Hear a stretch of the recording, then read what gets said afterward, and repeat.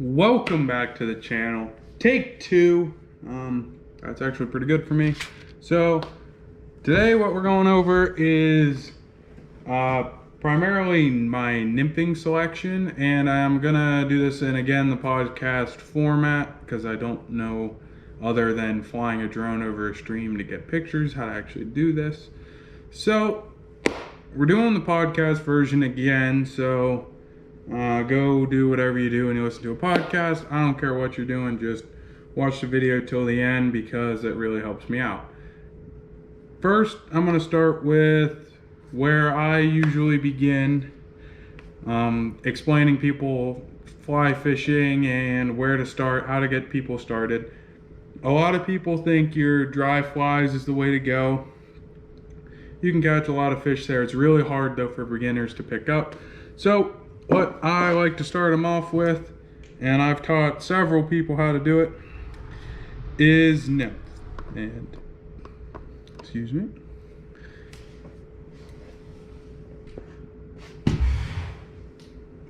Well, this is going great, but we're starting off with a beadhead pheasant tail, your common little nymph. Everybody that fly fishes knows a beadhead pheasant tail, and if they don't, they might want to rethink their ability to fly fish. My second option I'm telling people, because they're getting started, they don't want to go dump a bunch of money, is a copper john. It's very similar to the beadhead pheasant tail. It does have a little different presentation and can mock different things. My copper johns I like to run a lot smaller than my pheasant tail. I don't know why, just personal preference.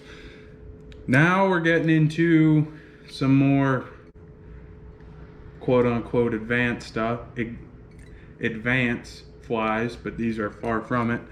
I'm going to now go with a Frenchie, which is again just a tractor fly, I'd call it. This is a pink Frenchie.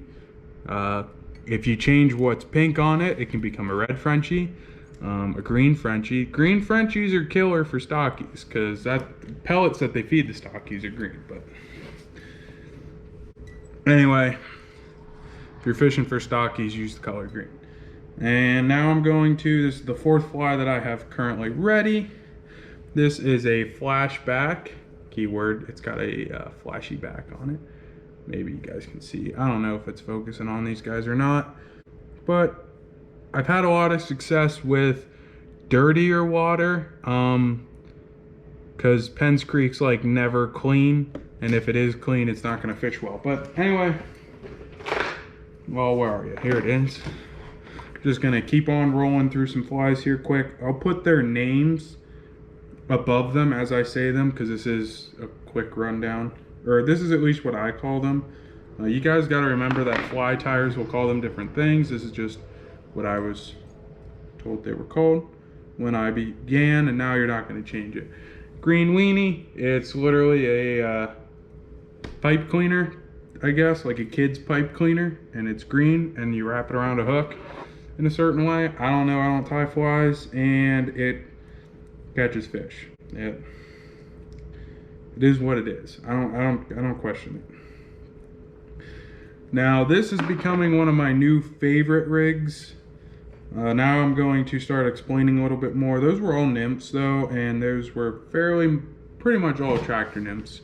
Now we're gonna get into more of my advanced attractor nymphs. Like, these don't necessarily mock anything particularly, and if I say the word midge, it basically means that it's mocking several different little things that are in the water all the time.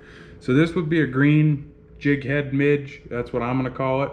That's what it's gonna be to me, because it doesn't really matter. You guys could see it there. It's green, jig headed. It's got a green body, not a thick body. It's very thin, basically the hook thin. And then I use that color in brown, black, purple has been working, and it's more of it's a bright purple, very bright purple. And that's going to pretty much mock the same things. And then there's one called a blowtorch, which is the same thing, but it's orange with an orange bead head. And then I'll show you the black ones. Particularly because they have a silver head and shine a little bit more, so these might not be bad in murkier water, which if you fish Penns Creek, prime conditions for Penns Creek are what a lot of people call, that are around here, Penns Creek green, which is this bluish green color. And you have about 2 to 3 feet visibility would be what I would call prime conditions for Penns Creek. Now, that is not prime conditions for other streams. Okay, flip fly boxes around, I'm ready to go again. So, I've covered the basic attractor nymphs. Now we're going to get into non-attractor nymphs and actually have nymphs that have a purpose and mock something particular. So here we go with our first fly that's starting to come here shortly. It's called the March Brown. I don't know if I've ever seen it in March, but April, it's prime time. So there's our wonderful March Browns.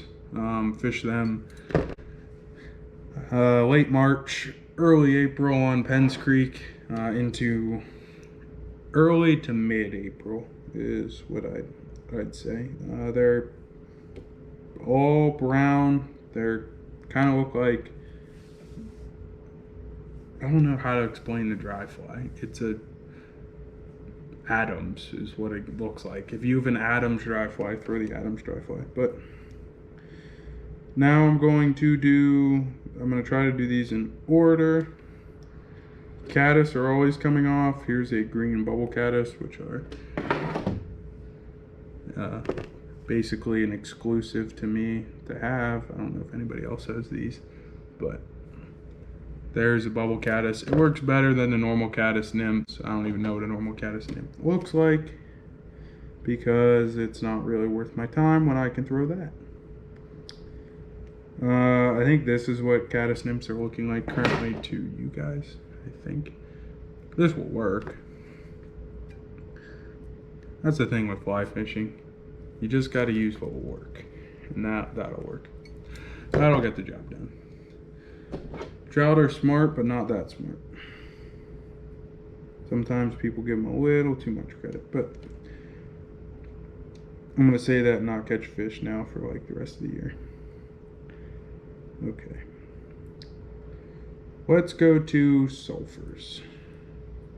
Sulfurs come with the green drake. When the green drake comes off, there's like 30 different things coming off. I'm just gonna hit on the big ones before the green drake. This is a sulfur. So you got March Brown, sulfurs. You can throw a hare's ear to mock a sulfur.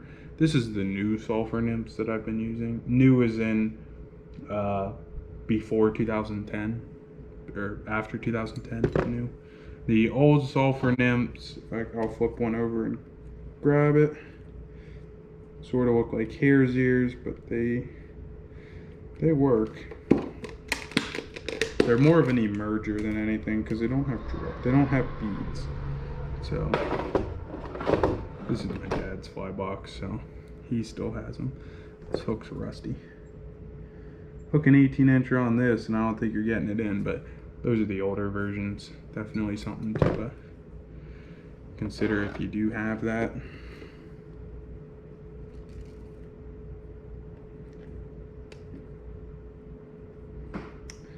Now I'm going to not get into the world famous one yet, but instead go to the chocolate chip cookie of brown trout.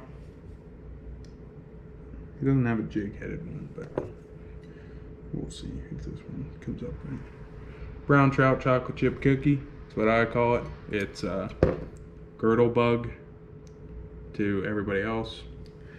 But they'll hammer that, especially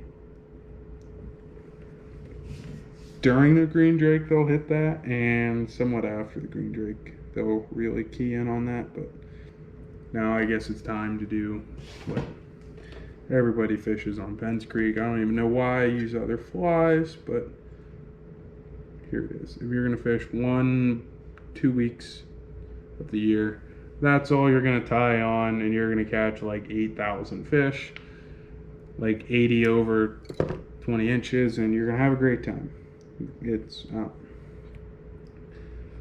It's huge. it catches fish. Now what else do I got? Then after the green drake, I don't want to say fishing dies off, but it goes into basically caddis hatches every night, blue-winged olive hatches, which can be a pain to fish because they're so small. They usually come off like size 18, size 20, the blue-winged olives. I usually get away with dry flies for those. And during the day, I'm just fishing basically those attractors I showed you at the beginning and dealing with what I deal with at that point, because they gotta eat. So if you're fishing riffles and stuff, they can't afford to let your fly go past them most of the time, so it does make it a lot easier. This dude does not have green drakes. Where's my dry fly box? Oh, there it is. So now I'll quickly do dry flies, just in a random order here. We have our Patriot dry fly, which you guys have seen before. All these flies, there's another video on dry fly wise. Your green drake emergers, which I like to fish drake emergers over the green drake, just because everybody is throwing. I throw green drake emergers and everybody else is throwing that big thing. Yeah, personal preference. Now what I throw for blue-winged olives, I believe I have in this box. I do. I don't know where to put the pliers. Here we go. If you've watched my previous videos, you've seen this fly and you've seen what it can do. It's definitely definitely one you want to keep in your fly box. It's like I don't want to call it an emerger because it's not an emerger, but it's close to one. It sits down in the water and basically creates this bubble around it. It's black like blue-winged olives are. I've always wondered why we call them blue-winged olives. They're black and somewhat bluish green. Either I'm colorblind or we don't call them a lot of these flies by the color. But anyway, that's a quick rundown on nymphs. Again, I'll probably be redoing these videos once it's warm out and I can actually go fish, but hopefully I can do one on how to read the water here shortly, and then we can start getting into casting because we're looking at 40 and 50 degrees the next 2 days, and hopefully all the snow will go away. So anyway, thanks for watching. I'll catch you on the next one. Peace.